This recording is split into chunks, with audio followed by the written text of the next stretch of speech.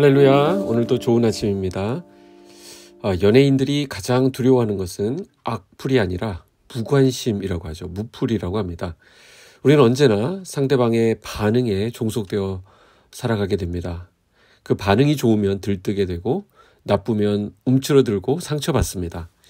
하지만 오늘 우리가 꼭 기억해야 될 진리가 있습니다. 사람의 반응은 하나님께서 주관하신다라는 것이죠. 내가 어떻게 하더라도 상대의 마음을 움직이는 것은 내 힘이 아니라 하나님의 역사입니다. 그렇기 때문에 그들의 반응 때문에 주저하거나 실망하지 마시기 바랍니다. 고백에 거절당하더라도, 지원한 곳에서 탈락하더라도, 상사가 나를 차갑게 대하더라도 그 모든 반응은 하나님의 손 안에 있다라는 것이죠. 내가 할 일은 하나님께서 원하시는 일을 담대히 행하는 것입니다. 혹시 누군가의 반응 때문에 마음이 무거우시다면 그 마음을 주님께 맡기시기 바랍니다. 그 사람의 마음도 하나님께 있습니다. 그분이 여시면 열릴 것이고 닫으셨다면 분명히 이유가 있을 것입니다. 오늘 하루도 믿음으로 내딛는 그 한날 되시기를 주님 이름으로 축복합니다. 함께 보실 말씀은 역대상 24장 1절에서 19절입니다. 아론 자손의 계열들이 이러하니라. 아론의 아들들은 나답과 아비후와 엘르아살과 이다말이라. 나답과 아비후가 그들의 아버지보다 먼저 죽고 그들에게 아들이 없으므로 엘르아살과 이다말이 제사장의 직분을 행하였더라.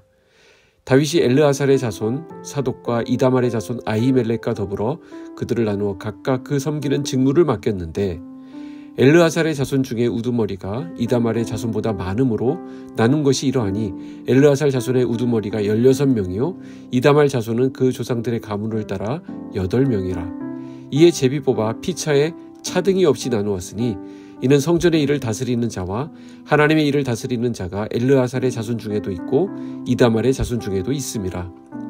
레위 사람 느다넬의 아들 서기관 스마야가 왕과 방백과 제사장 사독과 아비아달의 아들 아히멜렉과 및 제사장과 레위 사람의 우두머리 앞에서 그 이름을 기록하여 엘르아살의 자손 중에서 한 집을 뽑고 이다말의 자손 중에서 한 집을 뽑았으니 첫째로 제비 뽑힌 자는 여호야립이요 둘째는 여다야요 셋째는 하림이요 넷째는 스오림이요 다섯째는 말기야요 여섯째는 미야민이요 일곱째는 학고스요 여덟째는 아비야요 아홉째는 예수아요 열째는 스가냐요 11째는 엘리아십이요 12째는 야김이요 13째는 훗바요 14째는 예세부압이요 15째는 빌가요 16째는 임멜이요 17째는 헤실이요 18째는 핫비세스요 19째는 부다히야요 20째는 여헤스겔이요 21째는 야긴이요 22째는 가물이요 이쯤 되니까 가물가물하네요 23째는 들라야요 24째는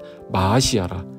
이와 같은 직무에 따라 여호와의 성전에 들어가서 그의 아버지 아론을 도왔으니 이는 이스라엘의 하나님 여호와께서 명하신 규례더라. 아멘.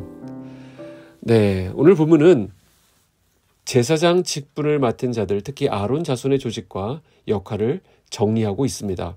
아론은 모세의 형이죠. 그리고 하나님께서 제사장 직분을 맡기신 첫 번째 인물입니다. 역대상 23장 13절에 보면 아론은 그 자손들과 함께 구별되어 몸을 성결하게 하여 영원토록 심히 거룩한 자가 되어 여호와 앞에 분향하고 섬기며 영원토록 그 이름을 축복하게 되었느니라 라고 말씀하고 있습니다. 이처럼 제사장은 거룩한 자로 구별되었고 여호와 앞에서 섬기는 존재들이었습니다. 하지만 거룩함은 직분만으로 유지되지 않았습니다. 아론의 아들 나답과 아비후를 보면 알 수 있는데 그들은 제사장의 직무를 맡았지만 하나님의 명령을 따르지 않고 다른 불을 여호와께 드림으로 심판을 받아 죽게 되었습니다. 그들은 분명 아버지 아론과 함께 영광스러운 직무를 맡은 자들이었지만 말씀에 순종하지 않으므로 하나님의 거룩함을 가볍게 여기다가 생명을 잃었던 것입니다. 우리는 이 장면에서 무서운 교훈을 얻게 되는데요. 하나님의 일을 하는 사람일수록 더 큰 순종과 두려움이 필요하다라는 것입니다. 단지 예배에 참석하는 것이 중요한 것이 아니라 하나님의 기준에 따라 예배하고 내 생각보다 하나님의 말씀에 순종하며 살아가고 있는지를 돌아보아야 합니다. 나답과 아비후가 죽고서 엘르아살과 이다말, 즉 아론의 살아남은 두 아들의 계보가 제사장의 직분을 이어가게 됩니다. 다윗은 이들을 중심으로 제사장의 조직을 새롭게 구성하는데요. 4절에 보시면 엘르아살의 자손 중에 우두머리가 이다말의 자손보다 많으므로, 한쪽이 더 많죠? 그래서 나눈 것이 이러하니 엘르아살 자손의 우두머리가 16명이요 이다말 자손은 그 조상들의 가문을 따라 8명이라. 세어보니까 숫자가 다릅니다. 이다말 자손은 8명인데 엘르아살 자손은 16명이라고 합니다.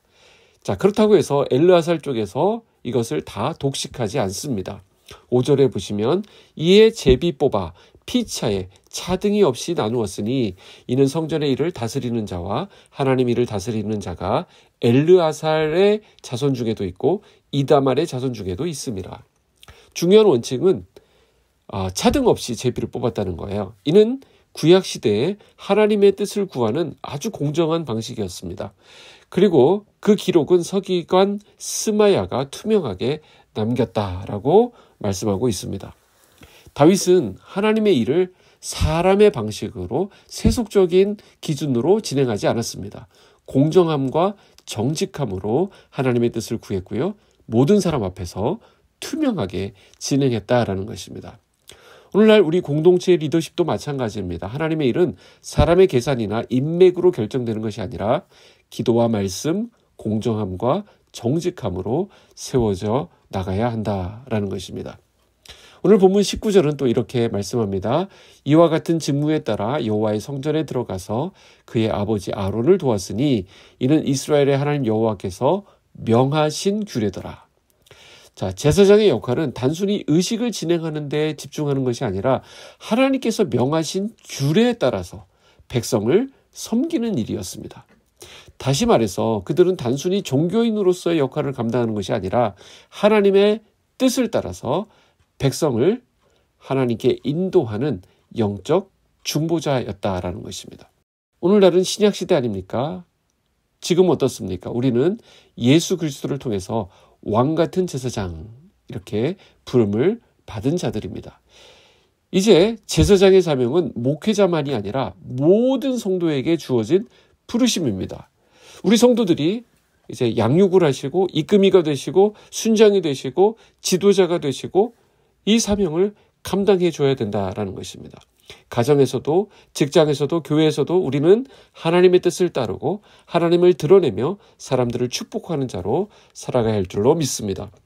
자, 20절 이하에서는 아론 자손 외에 다른 레위 자손들의 직분도 정리되고 있습니다. 여기서 눈여겨볼 점은 마지막 31절인데요. 장자의 가문과 막내 동생의 가문이 다름이 없더라라고 말하고 있습니다.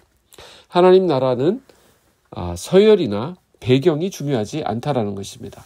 장자라고 해서 더 우위에 있는 것도 아니고 막내라고 해서 차별을 받는 것도 아닙니다. 하나님께서는 공정하게, 정직하게, 그리고 말씀에 따라 사람을 세우시고 사용하신다라는 것이죠. 오늘 우리도 이 말씀을 마음에 새겨야 합니다. 세상은 사람을 스펙이나 배경으로 판단하지만 하나님은 순종과 충성, 그리고 말씀에 대한 태도로 사람을 보신다라는 것이죠. 결론입니다. 사랑하는 성도 여러분, 오늘 우리는 제사장의 조직과 직무를 정리하는 본문을 통해서 몇 가지 중요한 영적 교훈을 얻게 됩니다. 첫째, 하나님의 거룩함은 말씀에 순종할 때 드러난다라는 것입니다.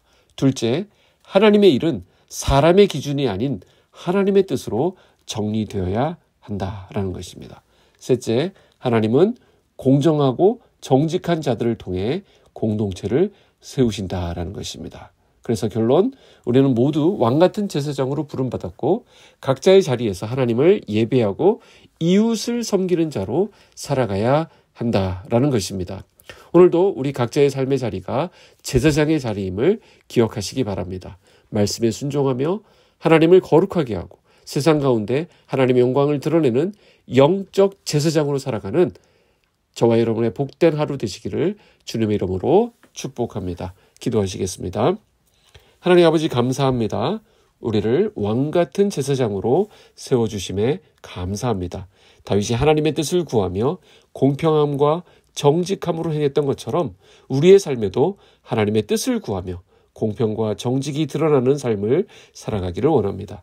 사랑의 주님, 오늘 하루를 살아감에 있어 어떠한 환경, 어떠한 역할을 맡기셨든지 그 자리에서 하나님 말씀에 순종하며 성실하게 그 일을 이루어가게 하여 주시옵소서. 오늘 하루도 주 안에서 은혜와 평강을 누리게 하시고 내가 속한 모든 영역에 하나님의 축복을 전하는 하나님의 축복의 통로가 되게 하여 주시옵소서. 예수님의 이름으로 기도하옵나이다. 아멘.